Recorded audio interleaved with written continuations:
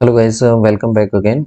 Today we are going to see the basic function of PCR. PCR की जो procedure होता है पूरा और इसके बारे में जानेंगे किस किस कौन कौन से चरण होते हैं, साथ में इसका क्या यूज है वो भी हम यहाँ पे देखने वाले हैं। तो आपकी जेनेटिक इंजीनियरिंग से संबंधित ये पोर्शन है। सबसे पहले आपको पीसीआर की फुल फॉर्म पता होना चाहिए, यानी कि पीसीआर का मतलब है polymerase chain reaction. Chain reaction, ठीक है। अब इसका जो खोज की थी, सबसे पहले जो रिसर्च की थी इसके बारे में जो सबसे पहले बताया था वो थे आपके कैरी मुलस नाम के साइंटिस्ट थे। और इस प्रक्रिया की जो खोज हुई थी वो हुई थी आपकी ह्यूमन जीनोम जो प्रोजेक्ट चल रहा था उस टाइम के दौरान। और इसके बाद में इस खोज के लिए इन्हें नोबेल पुरस्कार भी दिया गया था।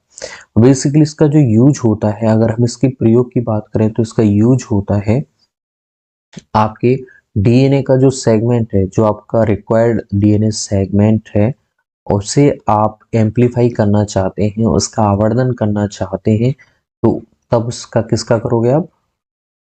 पीसीआर विधि का प्रयोग करोगे, ठीक है। मान लीजिए कोई आप डीएनए खंड को, वांछित जीन को कहीं भेजना चाहते हैं, उसके ऊपर आप रिसर्च कर रहे हैं, तो बार बार आपको उसका यूज करना पड़ेगा। तो उसकी डीएनए सेगमेंट को, उस विशिष्ट डीएनए सेगमेंट को आप आवर्धित करके रखेंगे, तो ये सेम उसी तरह से फंक्शन करती है जिस तरह से एक टू कॉपी मशीन होती है, फोटोस्टेट मशीन होती है, जिसमें एक आप कागज को रखते हैं और वो एज इट इज एक फोटो कॉपी आपको निकाल के दे देती है, ठीक है।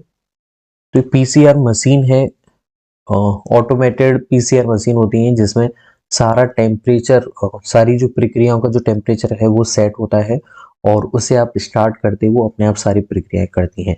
उस मशीन में आप क्या क्या रख देते हैं? बस आप एक तो एंजाइम्स रख देते हैं और एक रख देते हैं उसमें आप नाइट्रोजनी क्षार, ठीक है। ये सारे प्रक्रियाएं रखने के बाद में उसे आप स्टार्ट कर देंगे, तो उसमें जो 3 चरण होते हैं वो सभी प्रोसीजर स्टेप बाय स्टेप्स होते हैं। और अभी तो बहुत ज़्यादा एडवांस आपकी पीसीआर मशीन आपको देखने को मिलेगी। पीसीआर कई टाइप से होता है, लेकिन सबसे इसका जो बेसिक स्टेप्स हैं वो हम यहाँ पे देखेंगे। चलिए, पीसीआर में 3 स्टेप होते हैं वो हम देखते हैं। सबसे पहला स्टेप होता है डीनेचुरेशन। डीनेचुरेशन यानी कि जिसे आप हिंदी में बोलते हैं विकृतीकरण, ये पहला स्टेप होता है, ठीक है। दूसरा स्टेप होता है आपका एनिलिंग, ठीक है। और थर्ड वन होता है आपका एक्सटेंशन, विस्तारीकरण। एनिलिंग को शायद हिंदी में एनिलिंग ही बोलते हैं, इसमें हिंदी में कोई इसका मीनिंग है नहीं। तो डीनेचुरेशन में डीनेचुरेट किया जाएगा और सारी प्रक्रिया में आपको और ढंग से बताऊंगा। सबसे पहले आपको डीएनए का जो खंड है वो पता होना चाहिए। जैसे मान लीजिए आपके पास में डीएनए खंड है, तो ये कैसा होता है? डीएनए खंड एंटी पैरेलल होता है, एक दूसरे के पूरक होता है। मान लीजिए यहाँ पे 5 प्राइम से 3 प्राइम है, तो दूसरा खंड क्या होगा? 3 प्राइम टू 5 प्राइम होगा, ठीक है। एक सेंस स्टैंड होता है, एक एंटी सेंस स्टैंड होता है। अगर यहाँ पे एडेनिन है तो यहाँ पे क्या होगा? आपकी थाइमिन होगी, और कितने डबल बॉन्ड के साथ में। साइटोसिन ग्वानिन के साथ में ट्रिपल बॉन्ड के साथ, इस तरह से जुड़ा रहता है, ठीक है। तो ये एक दूसरे के पूरक होते हैं, नाइट्रोजन क्षार इस तरह से होते हैं। अब सबसे जो पहला स्टेप हम करेंगे वो करेंगे हम बहुत ज्यादा टेम्परेचर देंगे। ये टेम्परेचर का साइन है, इसमें आपने बहुत ज्यादा टेम्परेचर देंगे तो जो डीएनए के दो स्टैंड के बीच में जो हाइड्रोजन बॉन्ड है, ये हाइड्रोजन बॉन्ड है, ये ज्यादा तापमान पाके क्या हो जाएंगे? टूट जाएंगे। ये टूटेंगे, अब आपका डीएनए स्टैंड है वो अलग हो जाएगा। तो विकृतीकरण में डीएनए स्टैंड को अलग किया जाता है। जो आपका पेरेंटल डीएनए स्टैंड है वो दोनों अलग कर दिए जाते हैं, ठीक है। क्योंकि ज्यादा टेम्परेचर वो सहन नहीं कर सकते हैं, तो वो विकृतीकरण वहां पे उनका हो जाता है। सेकेंड वन जो नेक्स्ट स्टेप है, उसमें टेम्परेचर को वापस से क्या किया जाता है? कम किया जाता है, ठीक है। वहां पे उसे कम किया जाता है, ठीक है। ओके, कम करने के बाद में आप देखोगे ये आपका 5 प्राइम टू 3 प्राइम है और ये आपका 3 प्राइम टू 5 प्राइम है। कम करने के बाद में यहाँ पे आपके डीएनए पॉलीमरेज आएगा और डीएनए कौन सा पॉलीमरेज आएगा, देखिए सिंपल डीएनए पॉलीमरेज नहीं आएगा, यहाँ पे टैग डीएनए पॉलीमरेज आएगा। टैग डीएनए पॉलीमरेज आता है। अब टैग कौन सा है, ये थर्मस एक्वेटिस नाम का बैक्टीरिया से इसे प्राप्त किया जाता है। थर्मस एक्वेटिस बैक्टीरिया का नाम है और ये कैसा है, एक थर्मो एसिडोफिल्स बैक्टीरिया है जो बहुत ज्यादा तापमान पर स्थायी होता है और यहाँ पे इतना हम टेम्परेचर देते हैं तो उसके अकॉर्डिंग हमें डीएनए पॉलीमरेज चाहिए, नहीं तो सामान्य जो डीएनए पॉलीमरेज है वो क्षतिग्रस्त हो जाएगा, यहाँ पे वो काम नहीं कर पाएगा। ठीक है, तो ये प्राइमेज की तरह काम करता है और ये 3 प्राइम एंड पे जाके अटैच हो जाता है और डीएनए पॉलीमरेज आता है तो वो क्या करता है, नए डीएनए स्ट्रैंड को बनाने के लिए पुश करेगा। ठीक है, तो यहाँ पे आपका आरएनए प्राइमर भी बोल सकते हैं इसे, यहाँ पे आरएनए प्राइमर आ गया। सबसे पहले यहाँ पे आरएनए प्राइमर जुड़ेगा। ठीक है, और आरएनए प्राइमर जुड़ गया। आरएनए प्राइमर क्या होता है, 5 से 10 या फिर 5 से 20 जो आपके डीएनए खंड जो होते हैं, अल्प छोटे न्यूक्लियोटाइड होते हैं, उनका बना एक विशिष्ट खंड होता है और वो हमेशा 3 प्राइम एंड पे जाके अटैच होता है। तो हमेशा ध्यान रखना, नया जो डीएनए खंड बनेगा वो कहाँ बनता है, हमेशा 5 प्राइम टू 3 प्राइम बनता है।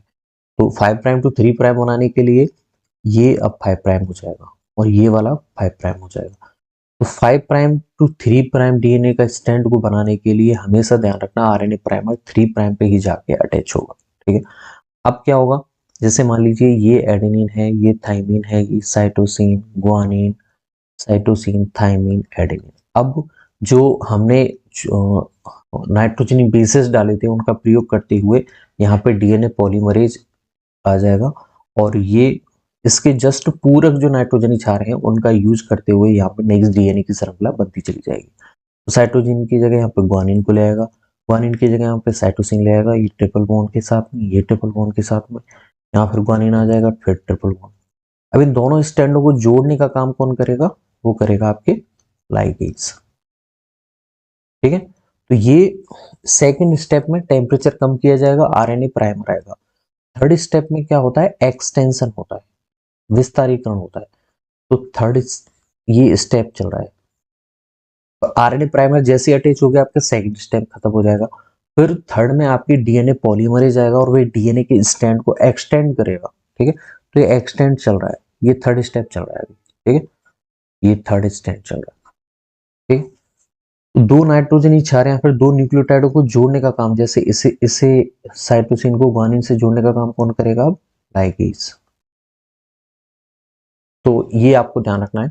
डीनेचुरेशन में आप जाते ही बहुत ज़्यादा टेम्परेचर देंगे, फिर इससे टेम्परेचर को कम करेंगे और फिर इस पे सामान्य टेम्परेचर रखा जाता है। यहाँ पे कौन काम करेगा, आपकी डीएनए पॉलीमरेज आएगा, वो क्या करेगा, एक्सटेंशन करेगा। और आपको ध्यान रखना है यहाँ पे फॉर्मूला 2 की पावर n, जहाँ पे n क्या है, चक्रों की संख्या है। यानी कि मान ली आप 2 की पावर n की इस सूत्र की मदद से पता कर सकते हो कि आपने कितने चक्रों के बाद में डीएनए खंड आपको मिलेंगे। यानी कि आपसे अगर क्वेश्चन में पूछा जाता है कि मैंने 2 बार पीसीआर मशीन, पीसीआर चक्र चलाया तो कितने डीएनए खंड आपको मिलेंगे, तो 2 की पावर 2 n, यानी 2 दो बार चला यानी कि 4 डीएनए खंड मिल जाएंगे आप।